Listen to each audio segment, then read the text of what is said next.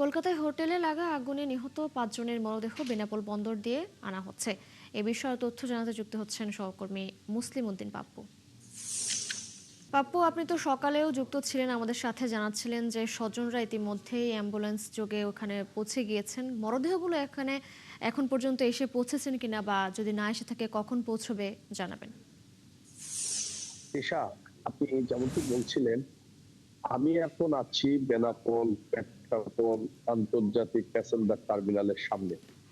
এখানে সকাল থেকে আমরা অনেকেই অপেক্ষায় আছি এবং তিনার যে মৃতদেহর আত্মীয় স্বজনরা অ্যাম্বুলেন্স নিয়ে এসে এখানে অবস্থান করছেন বেনাপোল চেকপোস্টে।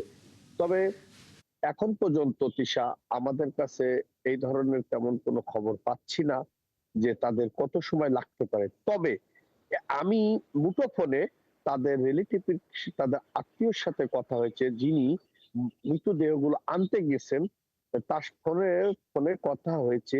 তিনি বললেন হয়তো 10টার দিকে আমরা স্টার্ট দিতে পারি। আচ্ছা, বিলম্বিত যে কারণটি হচ্ছে, কাগজপাতি সবকিছু টোটালে হাই কমিশনার সবাই প্রসেসিং কমপ্লিট হয়ে গেছে।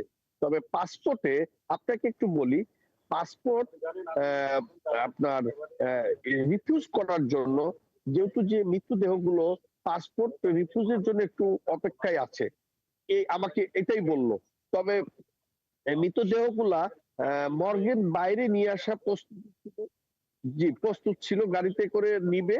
আহ, এখনো পর্যন্ত তারা রওনা দিইনি, তবে রওনা দিলে আমি খবর দিতে পারবো তৃষা।